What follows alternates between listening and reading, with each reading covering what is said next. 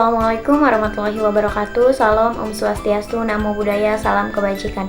Perkenalkan, nama saya Siti Nurholifa dengan NIM 212120, Program Studi Manajemen Fakultas Ekonomi Bisnis semester 6. Di sini saya akan menjelaskan sedikit terkait konsep audit sumber daya manusia. Diajukan untuk memenuhi tugas ujian akhir semester mata kuliah audit sumber daya manusia dengan dosen pengampu Ibu Adisya Maya Andara, SPD MM. Pokok pembahasan yang akan saya bahas kali ini yaitu konsep audit sumber daya manusia, definisi dan tujuan audit sumber daya manusia, tahap pelaksanaan audit sumber daya manusia, dan juga manfaat audit sumber daya manusia bagi perusahaan. Baik, untuk materi yang pertama yaitu mengenai konsep audit sumber daya manusia, di mana audit sumber daya manusia adalah proses sistematis untuk menilai efektivitas tugas sumber daya manusia dalam organisasi. Proses ini bertujuan untuk memastikan bahwa fungsi sumber daya manusia selaras dengan tujuan strategis organisasi.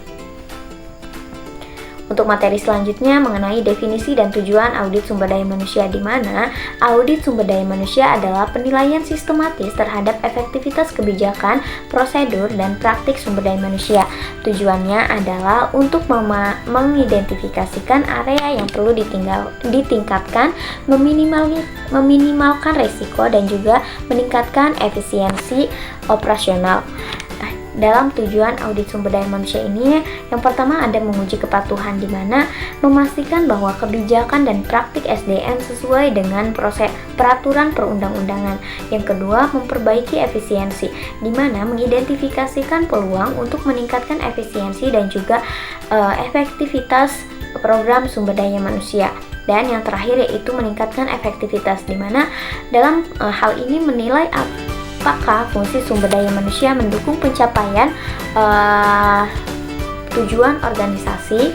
Kemudian materi selanjutnya yaitu mengenai tahapan pelaksanaan audit sumber daya manusia.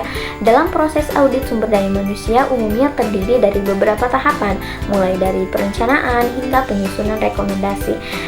Untuk tahapan yang pertama itu ada perencanaan, di mana kita perlu menentukan tujuan, ruang lingkup, dan juga metode audit. Yang kedua yaitu pengumpulan data. Kita perlu mengumpulkan data melalui wawancara, kuesioner, dan juga review dokumen. Yang ketiga ada analisis data, di mana kita perlu menganalisis data yang dikumpulkan untuk mengidentifikasi area yang perlu ditingkatkan. Yang keempat, penyusunan rekomendasi, di mana kita perlu merumuskan rekomendasi untuk mengatasi masalah yang diidentifikasi. Dan yang terakhir ada implementasi rekomendasi. Kita perlu menerapkan rekomendasi yang disusun untuk meningkatkan efektivitas fungsi sumber daya manusia.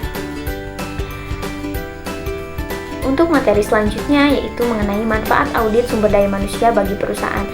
Tentunya audit sumber daya manusia ini banyak sekali memberikan berbagai manfaat bagi perusahaan, termasuk peningkatan efisiensi, efektivitas, dan juga kepatuhan, di mana manfaat audit sumber daya manusia ini dalam peningkatan efisiensi yaitu mengidentifikasikan area yang tidak efisien dan juga mengembangkan solusi untuk meningkatkan efektivitas program sumber daya manusia.